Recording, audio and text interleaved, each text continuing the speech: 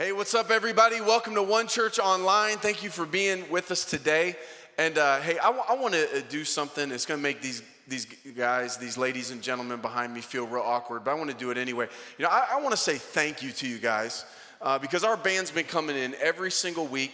They've been leading worship to an empty room, but I got to tell you, it has not been an empty room because the presence of God has been here.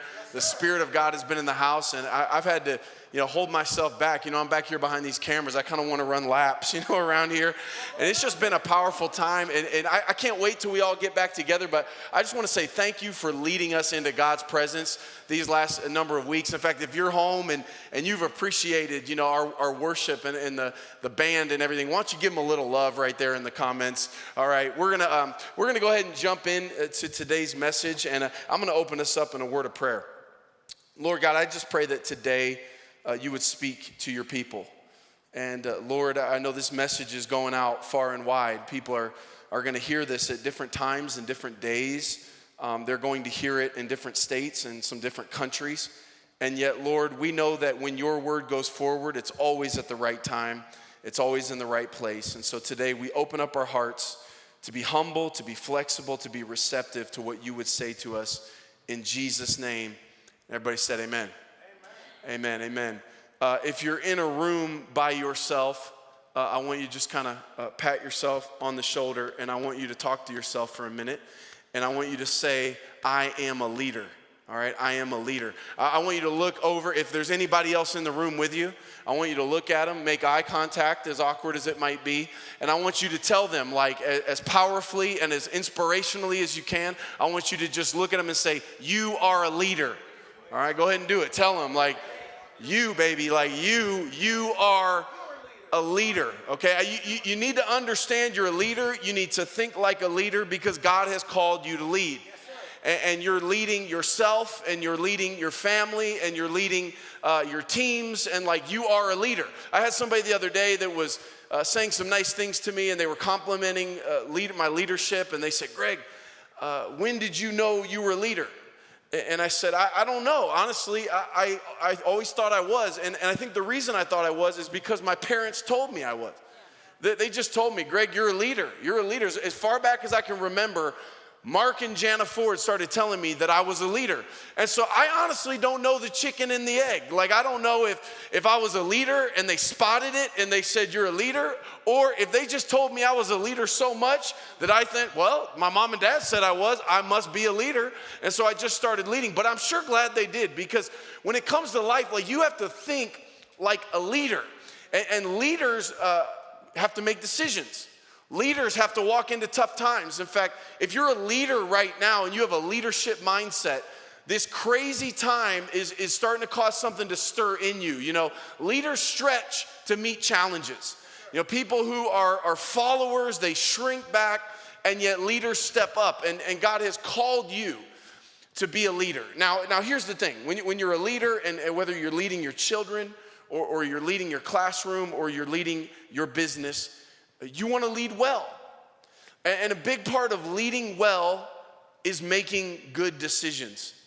And making good decisions is not easy. Sometimes we don't know what to do. We don't know, should we be patient or should we be proactive? Should we take the bull by the horns or should we hold our horses? And we don't always know what to do. It's not always clear. A lot of the leadership talks and things we hear are sort of Rambo type, charge you up, take the hill, Braveheart type leadership, which is, just go for it, man. Be a take charge kind of person, and it's all proactive, ready, fire, aim. You know what I'm saying? Just go for it, like get in there, get your hands on it. And sometimes that's good advice. I mean, sometimes you have to be a catalyst. You have to go before other people. You have to see more than other people see. Like, you've got to get up and go and to have some initiative and be a self-starter. And sometimes you walk up and there's no door, so you make one.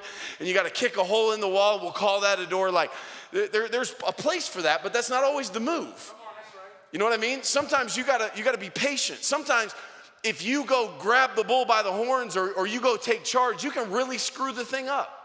Because sometimes it takes great courage to be patient. Sometimes the move is to not move. Sometimes the move is to stand still. And so we don't just have this formula that, okay, just power up and go every time. Like sometimes you've got to wait. The tough thing is when the stakes are high and I'm not sure, what do I do? Do I take bold action, or is the bold action to stay put? And so I want to talk about this because I know you're facing this. I know you faced it. I know you're facing it now. And I know for a fact, as this world is shifting and changing, you're going to have a lot of decisions that you need to make. And the decision might be to quit. Okay? It might be to stop some things. Like, what do I do? I'm a leader. I got to make decisions. Do I dissolve the relationship, or do I double down on the relationship? Do I recommit, or do I decommit? What do I do? Do I quit the job, or do I stick with the job? Do I ride this thing out? Do I dig in my heels, or do I cut and run? I'm not sure what to do. And so as we get to these points, like, it's really imperative that we make these great decisions, and that in this process that we go to God and we allow God to guide us and lead us. In Proverbs 3, 5, and 6, it says, trust in the Lord with all your heart, lean not on your own understanding. In all your ways acknowledge him, and he will make your path straight. He will show you which way to go.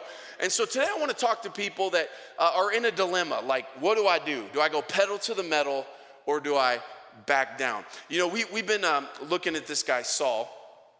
And last week we talked quite a bit about him with the donkey assignment. We're introduced to Saul in 1 Samuel chapter 9. He's the son of Kish. Kish lost his donkeys, and he sends his son and a servant to go all throughout the hill country of Ephraim, all over the land of Benjamin, to try to find these donkeys. And they go over every hill, and they turn over every rock, and there's no donkeys to be found. And we know that he gets to 3 days where he's been hunting for these donkeys, can't find them, and he turns to his servant and he says, let's quit. Let's cut. Let's be finished with this. Let's go home. He had been given an assignment by his father, and yet he had given a pretty good effort, maybe, I would say a courageous effort. He stuck with the cause, but at some point he thought, I want to be finished with this. And it's kind of hard to know if that's the right move or not, because you're going, what do I do? Like, in some ways it would make sense to quit on the donkey assignment there, but then in this story, we know that it was just beyond the edge, that he was actually on the verge. And yet in our real life donkey assignments and our real life leadership responsibilities, sometimes it's hard to know what to do. And so we see him there, and he makes this decision. One of the things that we learn about Saul as we see him, when we pick him up in chapter 9 of 1 Samuel, we see that he has what really appears to be tremendous humility. He seems to be very humble. In fact, when Samuel approaches him and tells him he's going to be king, it says in 1 Samuel 9:21, Saul responded, or he replied with this, but I'm only from the tribe of Benjamin, the smallest tribe in Israel, and my family is the least important of all the families of that tribe. Why are you talking like this to me? Saul did not fancy himself king. He didn't see that in his own life. The irony is, to everyone else, it did seem that way. In fact, Samuel, when he introduces Saul to the nation, he says there's no one else in the nation like him. So he stood out to other people. He stood out to Samuel, but to himself, he just didn't see himself as worth much. In fact, we see in 1 Samuel 10, one chapter later, when they're getting ready to crown him king, to anoint him king, it says they began looking for him in verse 21, and he had disappeared. Nobody can find him. They're playing Hail to the Chief, and they got everybody out there, and they got the crown ready to go, and there's no Saul. And it says in verse 22, so they asked the Lord, they had to pray, Lord, where's this dude at? Where is he at? And the Lord replied, he's hiding among the baggage.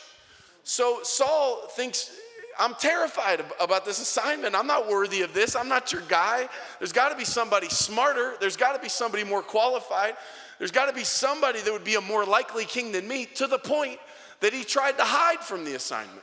And so we see this nugget of what seems to be tremendous humility. And yet when we really look at his life as a dynamic character, as he starts to evolve over time, we see that there was actually insecurity beneath what was the humility. At that time, it manifested itself as humility, but what it really was insecurity.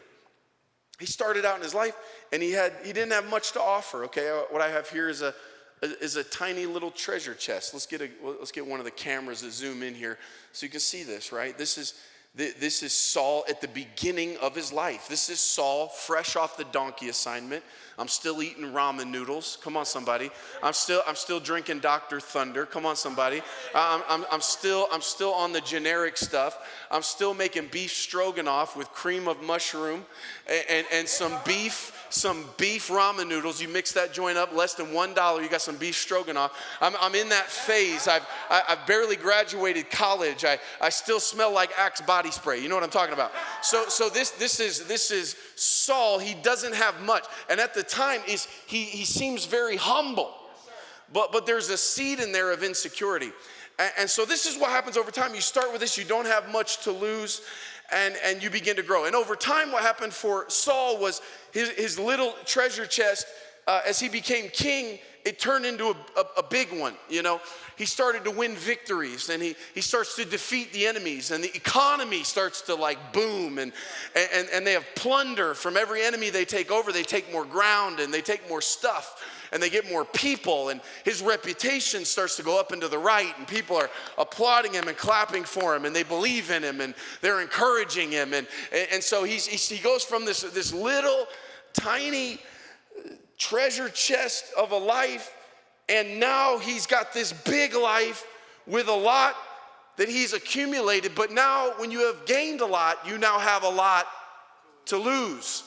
And so now that nugget of insecurity has started to grow, and it was the same seed that at first manifested as humility is now starting to manifest as arrogance and pride, because I used to be hiding in the baggage, but now I'm believing my own press.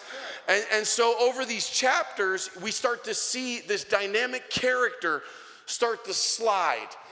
It's the same seed, but it grew into a different kind of weed.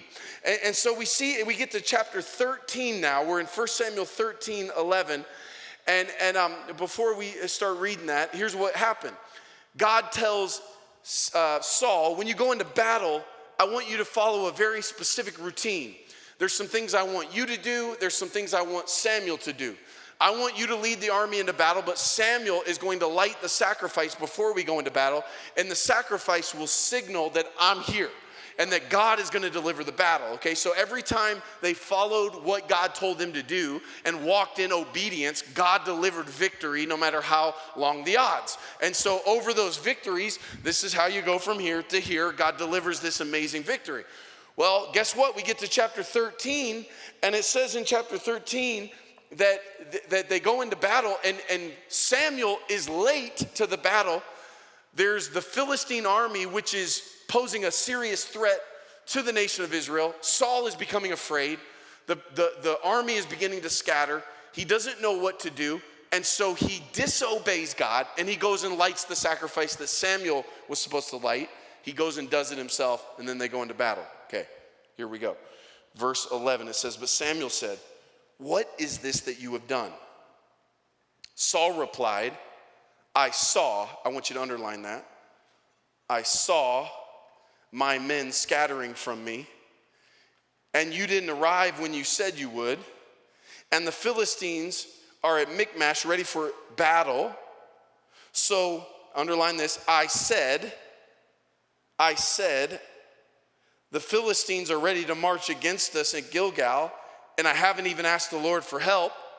So I felt, underline I felt compelled to offer the burnt offering myself before you. There is a whole leadership life lesson right there.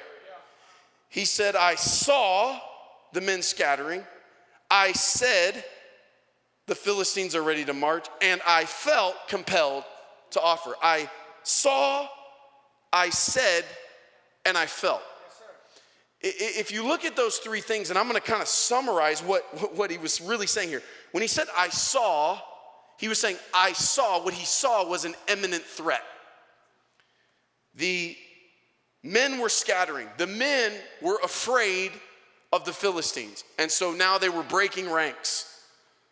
And they had lost confidence in Saul, they lost confidence in God.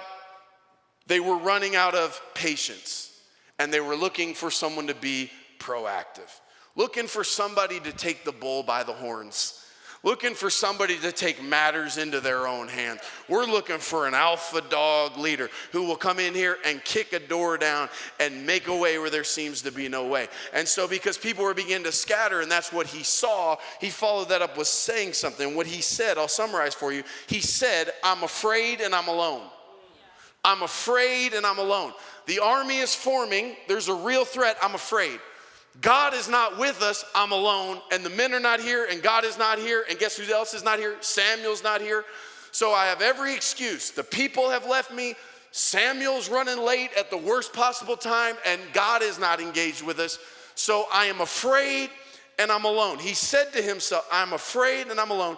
So because of what he saw and then what he said, he now felt compelled to take matters into his own hands. I felt compelled to light the sacrifice myself.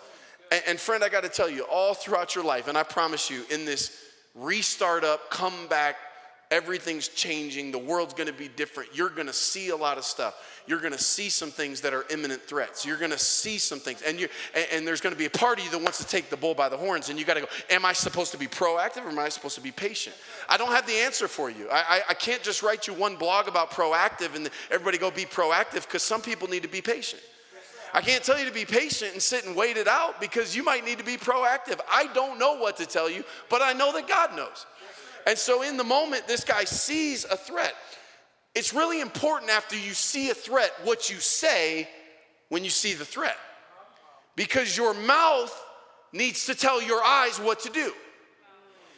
Are your eyes telling your mouth what to do, or is your mouth telling your eyes what to do? Because I can see an imminent threat, but I can still pray a prayer of faith. You know, I see a threat. It's an imminent threat, but I can still say, if God be for me, who can be against me? I see fear, or I see uncertainty, or I see a question I don't have the answer to, but I still say with my mouth that the Spirit that raised Christ from the dead lives in me. That God causes all things to work together for the good.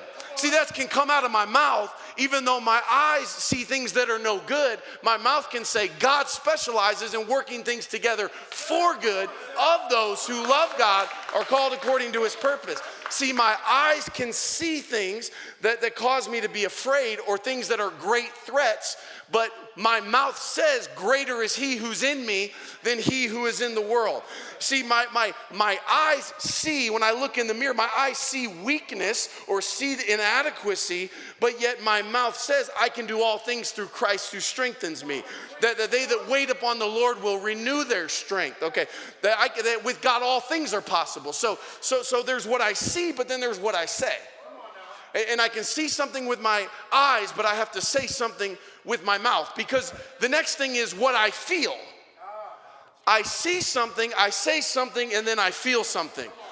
And so if I just allow my eyes to just kind of get these dominoes to fall, and I let my eyes decide what I'm going to feel, okay, my eyes don't determine what I feel. What I say determines what I feel. What I say determines what I believe. And so I'm going to choose to speak the truth of God. I'm going to choose to turn to God in this time and not just let my eyes determine the course of my life. So what Saul does here is he makes a big mistake. He sees the threat. He feels that he needs to be proactive, when what he really needed to do was to be patient and to trust God, and to trust that God was going to take care of him. And so here's what Samuel says to him in 1 Samuel 13:13, when Saul gives this grand explanation. And by the way, there will always be a valid excuse for you to disobey God. Always. You will always have a very logical excuse to disobey God. You'll always be able to explain it away. And so once Saul gets done explaining it away in verse 13, how foolish, Samuel exclaimed. You have not kept the command the Lord your God gave you. Had you kept it, watch this, the Lord would have established your kingdom over Israel forever.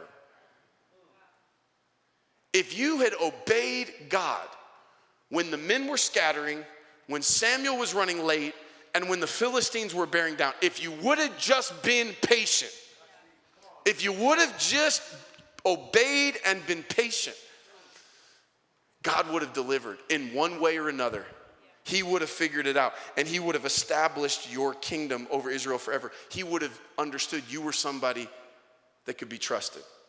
Now, here's what I want you to see as we kind of run a thread through the last 2 weeks. What started as a small seed,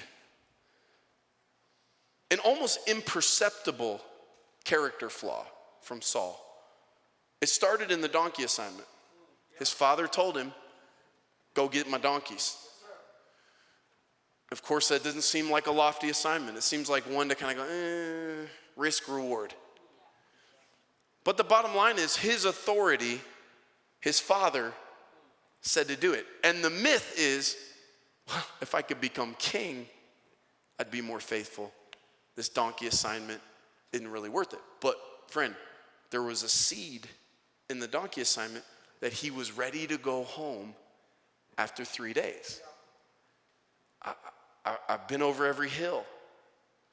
And what happened is that seed, as it grew, came back to bite him. It showed up in chapter 13 when God gave him another donkey assignment. I want you to go fight the Philistines, but I want you to obey these things I'm telling you. And just like he didn't fully obey his father and follow all the way through, he didn't fully obey God. And guys, this is it's tough because I kind of get why he didn't. You know what I'm saying? It's like, come on, Samuel, come on. You got to be a proactive leader. I'm really not judging Saul too much. I'm trying to learn from him without judging him too harsh. Because, man, if I'm Saul in chapter 13, I might go light that sacrifice too and blame Samuel and the men and what God and the whole deal. And yet, that we saw the glimpse of it early in his life, and yet the dynamic character didn't adjust and go, I've got to be faithful to whatever God gives me. All the way down to the hardest part. Even when I have a legitimate excuse to not obey God. Even when I have all the reason in the world to not stay faithful.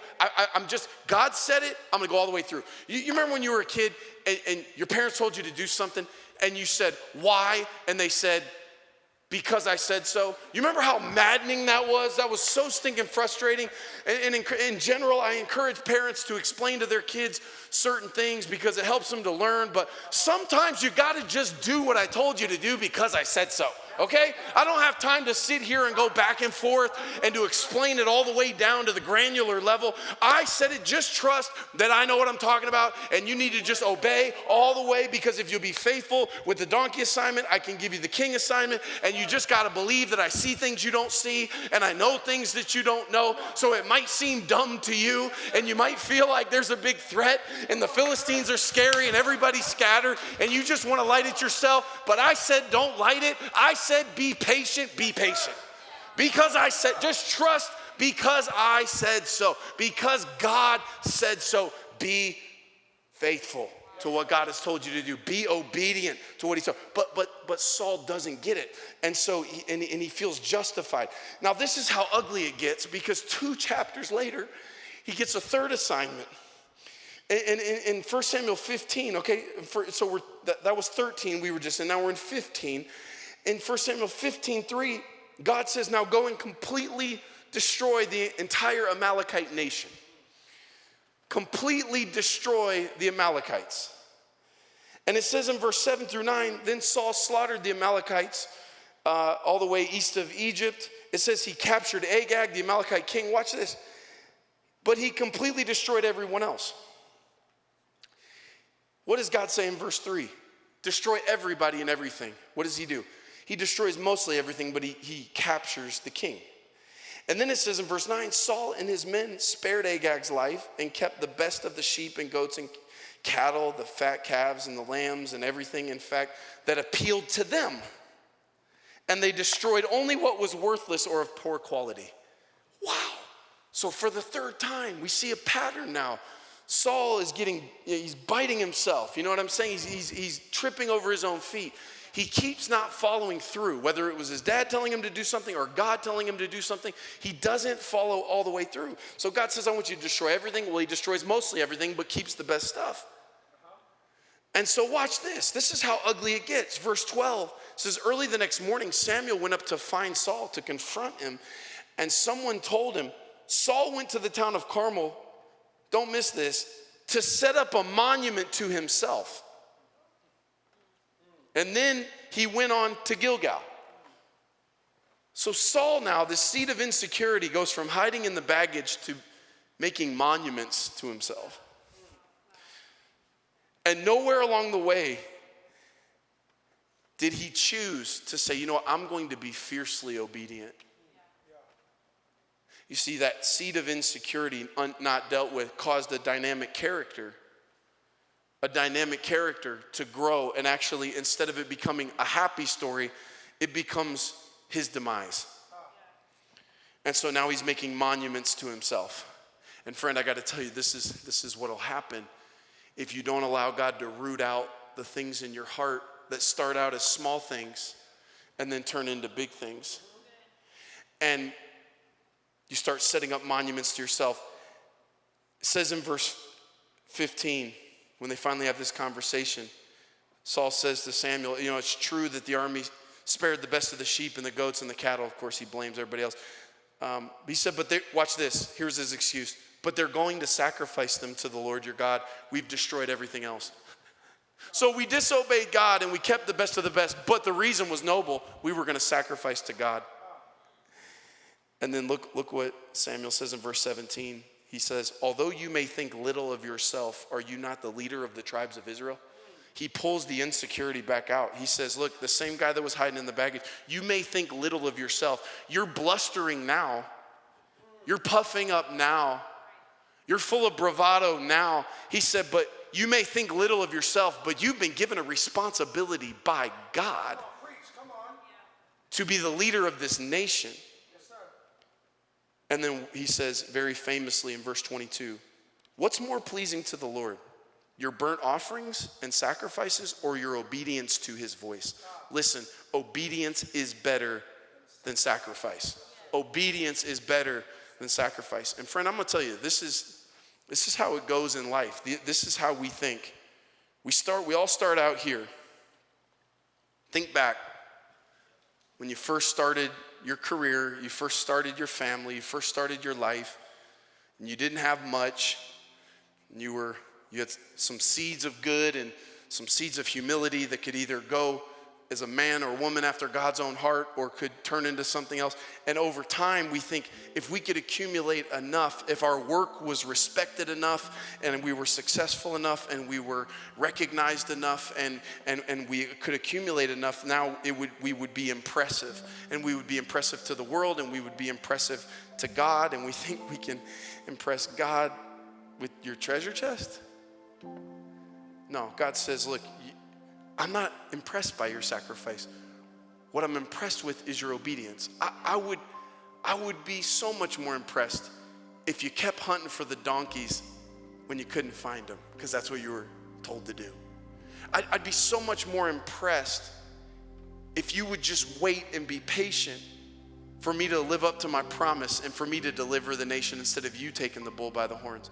I'd be way more impressed if you had nothing to offer me, if your chest was empty because you were obedient and you destroyed everything I told you to destroy, so you had nothing to sacrifice. I'd rather you have nothing to sacrifice but to be obedient than to be disobedient and have a lot to sacrifice. As I was thinking about this message, I was thinking back to when we started One Church, and about a year before we started, we were coming to a crossroads. Shaylin and I were coming to a crossroads of a decision around, are we going to do this or not? It was an idea. It was something that we had prayed about, and we were on the fence. What do you do, you know? The timing, the context is in 2008, the economy went, everything fell apart, you know, and there was a recession. We had a house that we paid about $100,000 for this house, and it lost $30,000 of property value. I'm not really good at math. That's about 30% loss. That's not good, right? So we were like, we couldn't sell our house. We were underwater, but we felt like God was calling us. We felt him drawing us, and so we kept talking about it, and it didn't make sense financially. We didn't have enough money to do it. We didn't know anybody in Columbus. We didn't have a job waiting on us.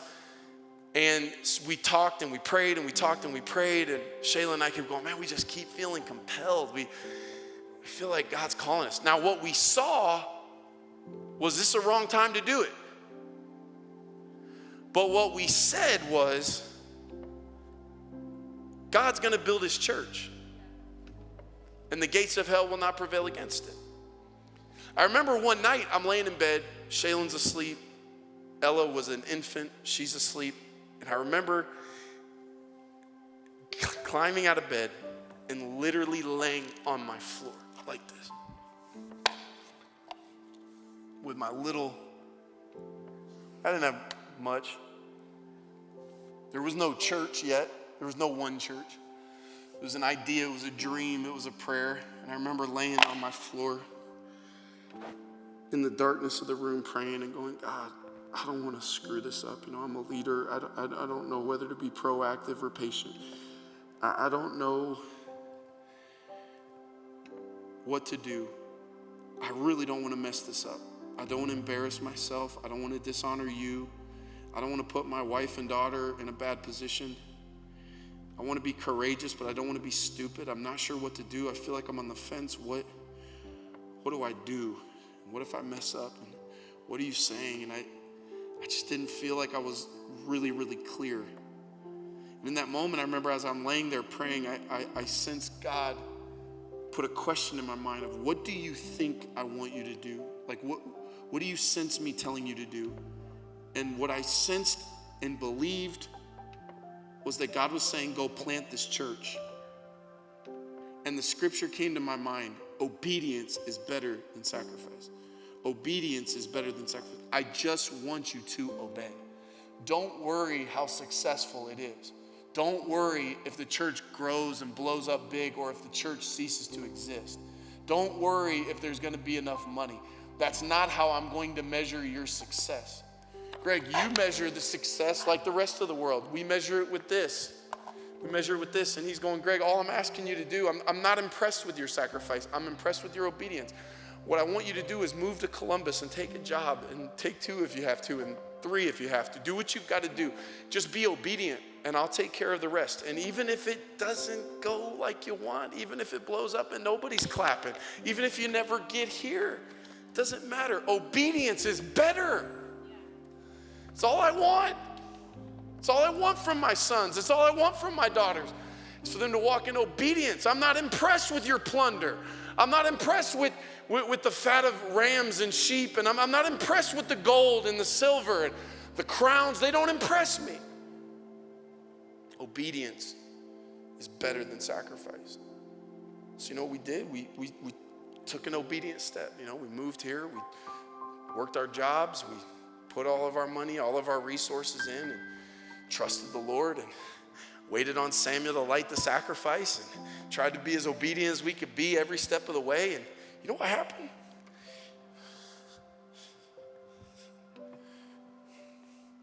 In the last 9 years, 100,000 square feet of buildings have been given to us.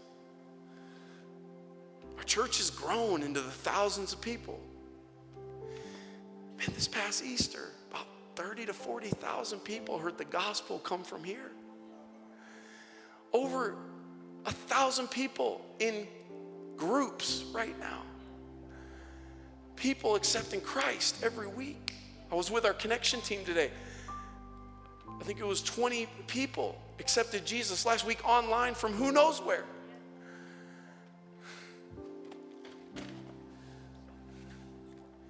And yet we're in the same place where we're like, oh, what do we do? What's next? Because COVID hit and the world changed. And what do? Do we be proactive or do we be patient? Because we're not drinking Dr. Thunder anymore, y'all. We're not making ramen noodles out of what are they called? You know what I'm talking about? Huh? Instacups. We're not eating Hamburger Helper anymore. We're in a different place. And yet what starts to happen is we have to fight the urge to start taking the bull by the horns and doing it our way. Because friend, as I've been trying to listen to God and as I've been praying, he's just preached the same sermon that he preached with that one, with this one. As he said, obedience is better than sacrifice. I'm not impressed with your sacrifice. I just want you to do the same thing you did 10 years ago. I just want you to take, now that you've got some stuff, I just want you to acknowledge me as God. I want you to listen to me. I want you to be patient when I say be patient. When I say go destroy everything, I want you to go destroy everything. I want you to do everything I'm telling you to do. I want you to stay dependent on me. I want you to pray. I want you to listen. I just need to know, are you a son? Are you a daughter that I can trust? Are you going to follow all the way through in obedience, or are you going to try to figure out a way to come up with some sacrifice that's going to impress God? Friend, we can do that. We can walk in obedience no matter what. Let me ask you this question. What is your current assignment? With Saul, over 6 chapters, we saw him change his assignment. He went from a donkey assignment to a Philistine assignment to an Amalekite assignment. And our assignments change over time. What is your assignment right now? And what does it look like for you to follow all the way through? Because our question is, when do I quit on the relationship? And when do I quit on the business? And when do I quit? When do I quit? When do I stop? When do I cut and run? The answer is when God tells you to. Yes, sir. You didn't call yourself to be king. You didn't assign yourself the assignment. God assigned it to you. Until he tells you to stop, you stay faithful and obedient to what he's called you to do. And friend, James 1 says, if anyone lacks wisdom, we can ask our generous God, and he will speak to us. He will give you wisdom in real time. Proverbs 3, trust in the Lord with all your heart. Lean not on your own understanding. In all your ways, acknowledge him, and he will make your path straight. So right now, turn to God and ask him, God, what do you want me to do? Patient or proactive? And friend, I'll tell you, no matter what size your treasure chest is, God's not impressed with your sacrifice. He's not impressed with the amount of plunder that you have. He's impressed with the level and the magnitude of your obedience. Colossians 3:23 and 24 says, work willingly at whatever you do, as though you were working for the Lord rather than for people. Remember that the Lord will give you an inheritance as your reward, and that master you are serving is Christ.